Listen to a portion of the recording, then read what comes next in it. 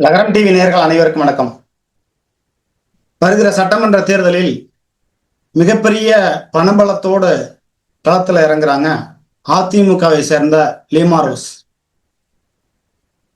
2006, 2011, 2016, 2021 4 முறை வெற்றி பெற்ற நாயகனாக சவுந்தரபாண்டியன் களத்தில் இறங்குறார். இதுல யாருக்கு வெற்றி கிடைக்கும் அப்படின்னு நம்ம ஓரளவு அலசி ஆராய்ஞ்சுக்கிட்டு தான் இருக்கும். ஆனால் விடை குறைவாகத்தான் தெரிகிறது. ஏன்னு கேட்டீங்கன்னா, லால்குடி சட்டமன்ற தொகுதியை பொறுத்த மட்டும் திமுக தான் அதிகமான இடங்கள்ல இருந்திருக்கு.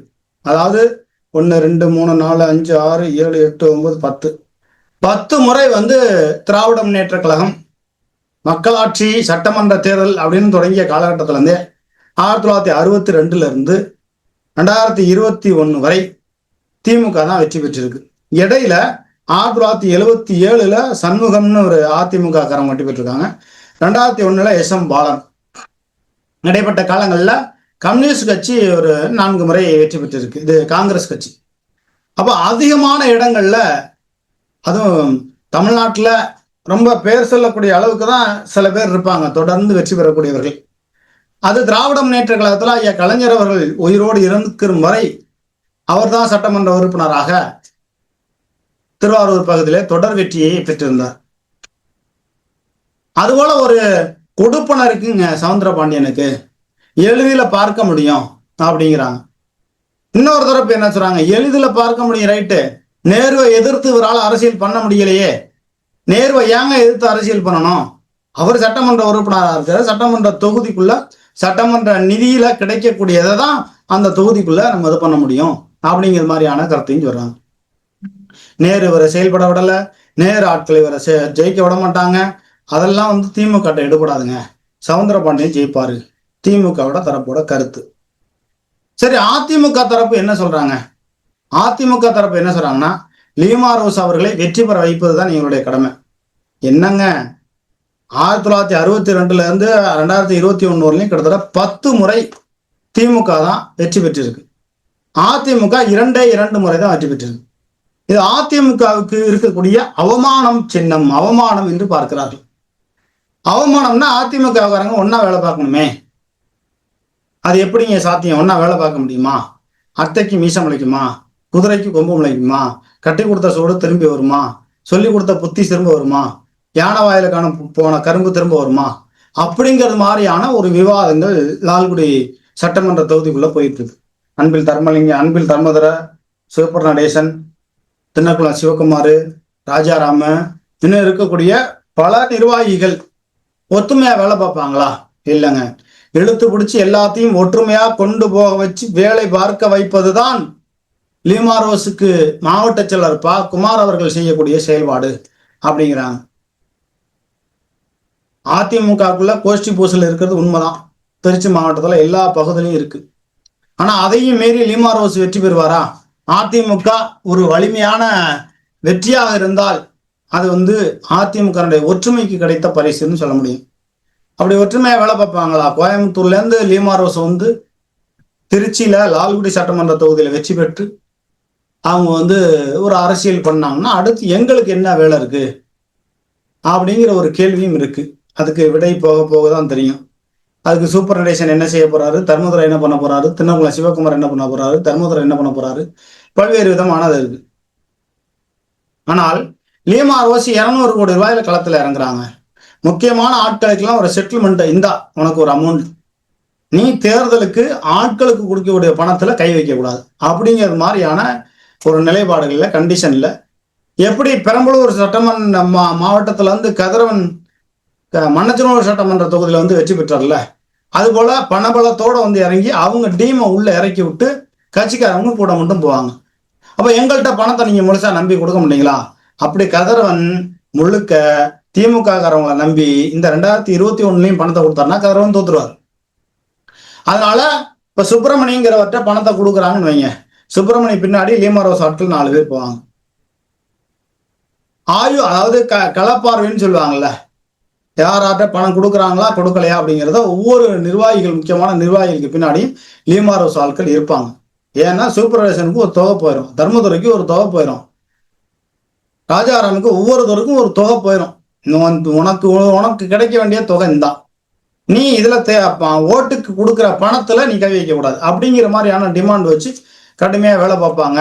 லீமா ரோஸ் வெற்றி பெற்று விடுவார் அப்படிங்கிறது மாதிரியான கருத்துன்னு சொல்றாங்க. அங்கத்தான் இருக்கான் சந்திரங்கிறது மாதிரி இன்னொருத்தர் களத்துல இறங்குறாரு. இதுல வேற நாம் தமிழர் கட்சி களத்துல இறங்குது, அது வேற விஷயம். போன தடவை நாம் தமிழர் கட்சி ஓட்டுக்களை பிரிச்சதுனால சவுந்தரபாண்டியனுக்கு கூடுதல் பலமா இருந்துச்சு. இந்த தடவை நாம் தமிழர் கட்சி சார்பா யாரு களத்துல நிக்கிறாங்க அப்படின்றது இன்னும் பெரிய அளவுக்கு பெயர் தெரிய அளவுக்கு இன்னும் அவங்க விளம்பரம் ஆகல, நமக்கு இன்னும் தெரியல. சில பேர்கிட்ட கேட்டதுக்கு இன்னும் வேட்பாளர் இன்னும் வெளியிலே வரலங்க, இன்னும் கலப்பணியை செய்ய துவங்கலை அப்படிங்கிறாங்க. அப்ப நாம் தமிழர் கட்சி ஓட்டு பிரிக்கிறத பொறுத்து தான் சவுந்தரபாண்டியனுடைய வெற்றி நிலைப்பாடும் இருக்கு. சவுந்தரபாண்டியனுக்குன்னு தனிப்பட்ட செல்வாக்கு இருக்குங்க, அதை நம்ம குறைச்சே மதிப்பிட முடியாது. தனிப்பட்ட செல்வாக்கு இருக்கு. பணபலம் லீமா ரோஸ் அளவுக்கு இல்லைனாலும் கால்வாசி செலவு பண்ணிட்டாருன்னா கூட சவுந்தரபாண்டியன் ஜெயிச்சிருவாரு. ஏன்னா லீமா ரோஸ் 200 கோடி ரூபாய் செலவு பண்ண போறாங்க அப்படிங்கிறாங்க. சரி, இப்ப கூப்பா கிருஷ்ணன் ஒருத்தர் களத்துல இறங்குறார். கூப்பா கிருஷ்ணன் யாரு? அவருடைய அரசியல் பலம் என்ன, பலவீனம் என்ன? தமிழர் தேசம்னு ஏதோ தமிழர் பூமின்னு என்னமோ ஒரு கட்சி நடத்தினார். அந்த கட்சியை ஒழுங்கா நடத்தியிருந்தாருன்னா அவர் தான் டான் முத்திரையர் சமுதாயத்துல. ஆனா கையை விட்டு எடுத்து காசு கொஞ்சம் செலவு பண்ணி கொஞ்சம் கட்சியை கொண்டு போயிருந்தாருன்னா சிறப்பா இருந்திருக்கும்.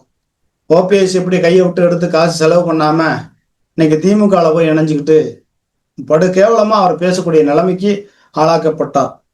அதுபோல கூப்பா கிருஷ்ணன் நல்ல மனுஷன் தான், கொஞ்சம் பணத்தை ஓரளவு செலவு பண்ணி அந்த கட்சியை தக்க வச்சிருந்தாருன்னா இன்னைக்கு அவர் பலமான ஆளா இருந்திருப்பார். நல்ல வலிமையான வெங்கல குரல்னு சொல்லுவாங்கல்ல, நல்லா பேசக்கூடியவர், அந்த ஒரு ஆற்றல் நிறைந்தவர். இன்னும் சொல்ல போனா அவர் எனக்கு இன்னொரு வகையில பிடிக்கும், தமிழில பற்றாளர். அவர்கிட்ட நான் தொடர்பு கொண்டு போன்லாம் பேசியிருக்கேன். 2017 காலகட்டங்கள்லாம் அவர்கிட்ட பேசியிருக்கேன், அண்ணன்னு பேசியிருக்கேன். எனக்கு பழக்கமானவர் தான். அவரு லால்குடி சட்டமன்ற தொகுதியில போட்டியிடுகிறார்.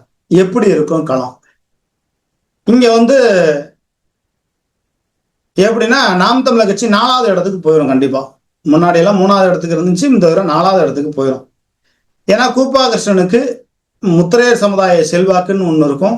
அதை தாண்டி நல்ல ஒரு பேச்சாற்றல் உடையவர். தாவேக்கா ஓட்டம் அங்க இருக்கு, அதை நம்ம குறைச்சி மதிப்பிட முடியாது. அந்த வகையில பார்க்கும்போது கூப்பா கிருஷ்ணன் 3வது இடத்துக்கு வருவார்.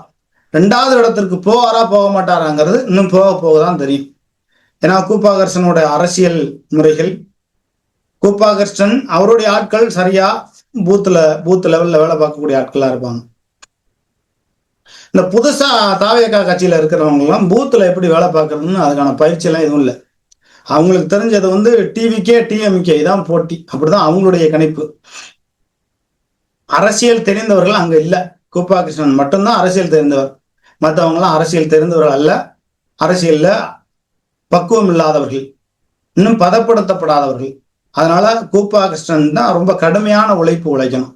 அவர் இப்போ ஒரு 75 கிலோ வெயிட் இருந்தார்னா தேர்தல் பிரச்சார காலகட்டங்கள்ல கடுமையா உழைக்கும் போது கண்டிப்பா 65 கிலோ வெயிட்டுக்கு வந்துடுவார். கடுமையான உழைப்பு, அந்த அளவுக்கு உழைக்கணும், ரகுபோகலா உழைக்கணும். அவர் ஜெயிக்க முடியுமா, 2வது இடத்துக்கு வருவாரா, அல்லது ஜெயிக்கிறதுக்கான வாய்ப்பு இருக்கா, அதெல்லாம் சொல்ல முடியாது. நம்ம ஆருடம் சொல்வதற்கு நம்ம இல்லை, கருத்து கணிப்பை ஓரளவு சொல்லலாம். ஏன்னா சவுந்தரபாண்டியன் ஏற்கனவே அங்க மக்கள் பணி செஞ்சு வச்சிருக்கிறார். அப்ப லீமா ரோஸ் புதுசா இறங்குறாங்க. அங்க ஏற்கனவே அதிமுக காரவங்க ஒரு வலுவான அதிமுக களம்னு ஒண்ணு இருக்கு. மாவட்ட செயலர் இருக்காங்க, ஒன்றிய செயலர் இருக்காங்க, நிர்வாகிகள் இருக்காங்க. அவங்க களத்துல இறங்கி வேலை பார்ப்பாங்க. அவங்களுக்கு சேர வேண்டிய தொகை சரியா போய் சேர்ந்துச்சுன்னா சரியா இருக்கும். ஆக 2026 சட்டமன்ற தேர்தலில் சவுந்தரபாண்டியன் 5வது முறையாக அவருடைய ராஜ்யம் இருக்குமா, வெற்றி பெறுவாரா அப்படின்னு கேள்விக்குறியெல்லாம் அதுல இல்லை. ஆனா கடுமையான போட்டி இருக்கும். எப்படி பார்த்தாலும் 3000, 4000, 5000 ஓட்டு வித்தியாசத்துக்குள்ளதான் வெற்றி தோல்வி இந்த லால்குடி சட்டமன்ற தொகுதியில நிர்ணயிக்கப்படும். அந்த வகையில பார்க்கும்போது சவுந்தரபாண்டியன் மக்கள் பணி செஞ்சு வச்சிருக்காரு அப்படிங்கிறாங்க. இல்லைங்க, நேர அவர் நேர எதிர்த்து அவர் அரசியலே பண்ண முடியல, தொகுதிக்கு ஒழுங்கா ஒரு நிதி எல்லாம் கொண்டு வர முடியல, அப்படியான ஒரு நிலைப்பாடுகள்லயும் மக்கள் ஓரளவு சொன்னாங்க கூட இவர் தேர்தல் பரப்புரையில சவுந்தரபாண்டியன் என்ன சொல்ல போறார்?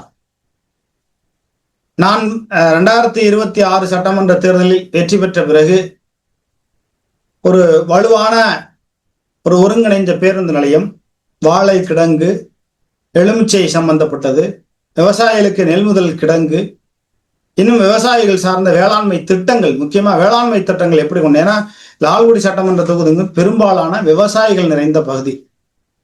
அதனால அந்த பகுதியில வாழை விவசாயிகளுக்கு என்னென்ன திட்டங்கள் கொண்டு வரப்போகிறேன், நெல் விவசாயிகளுக்கு என்னென்ன திட்டங்கள் கொண்டு வரப்போகிறேன், அதுபோல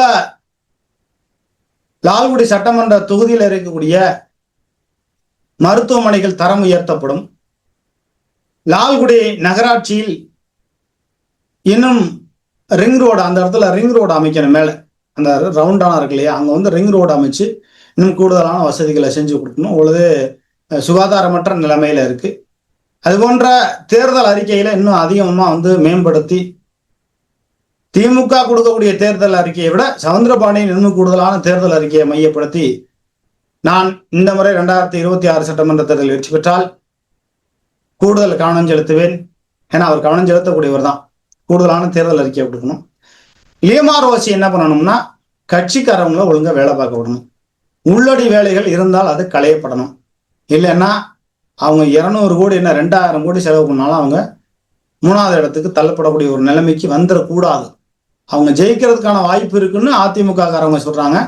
சவுந்தரபாண்டியன் களப்பணி செஞ்சு வச்சிருக்காரு, நல்ல மனுஷன், அடிதடிக்கு போகாதாலு, யாரையும் அதிர்ந்து பேசாதவர். என்ன எம்எல்ஏ அப்படின்னு என்னப்பா சொல்லுப்பா அப்படின்பாரு. போதும் என்ற மனமே பொன் செய்யும் மருந்து அப்படிங்கிற லெவலோட இருக்கக்கூடியவர். அப்ப என்ன நடக்க போகுது லால்குடி சட்டமன்ற தொகுதியில? லீமா ரோஸ், சவுந்தரபாண்டியன், நாம் தமிழர் கட்சி எந்த அளவுக்கு ஓட்டு வாங்குதுங்கிறது தெரியல. கூப்பா கிருஷ்ணன் கடுமையான ஓட்டுகளை பிரிக்கிறதுனால யாருக்கு லாபம்? லீமா ரோஸுக்கு வெற்றி கிடைக்குமா, சவுந்தரபாண்டியனுக்கு வெற்றி கிடைக்குமா அப்படிங்கிற களச்சூழல் வெவ்வேறு நிலைப்பாடுகள்ல இருக்கு. இன்னும் லால்குடி சட்டமன்ற தொகுதிக்குள்ள இன்னும் நம்ம அலசி ஆராய வேண்டிய நிலைப்பாடுகள் இருக்கு. இன்னும் சொல்ல போனா லால்குடிக்கு கிழக்க அந்த பக்கம் சவுந்தரபாண்டியனுக்கு செல்வாக்கு அதிகம் இருக்கு. அதே போல லால்குடிக்கு வடக்க, பூவாளூருக்கு வடக்க சவுந்தரபாண்டியனுக்கு செல்வாக்கு இருக்கு. அதிமுக செல்வாக்கு என்பது சிதறி இருக்கு. அதை ஒற்றுமைப்படுத்தணும், ஒழுங்குமுறைப்படுத்தணும்.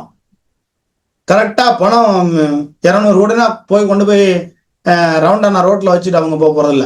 அதுக்கான ஆட்களை ரெடி பண்ணி, கதிரவன் எப்படி கல்லூரி மாணவ மாணவியர்களை களத்துல இறக்குனாங்களோ அதுபோல இவங்க லாட்ரி சீட்டோட ஆட்களை களத்துல இறக்குவாங்க. இவங்க லாட்ரி சீட் தான், ஆனால் வெற்றி பெற்றே ஆக வேண்டும் அப்படிங்கிற ஒரு மிகப்பெரிய ஒரு வெற்றி வெறியில அவங்க களத்துல நிக்கிறாங்க.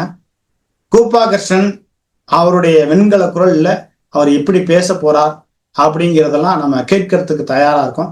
லால்குடி சட்டமன்ற தொகுதிக்குள்ள யாருக்கு வெற்றி, யாருக்கு தோல்வி, யார் 3வது இடம், 4வது இடம், இந்த மாதிரியான கருத்துக்களை எல்லாம் நம்ம கருத்துரிமையில உங்களுடைய கருத்துக்களை நடுநிலையா சொல்லுங்க. கருத்து திணிப்பு வேண்டாம்.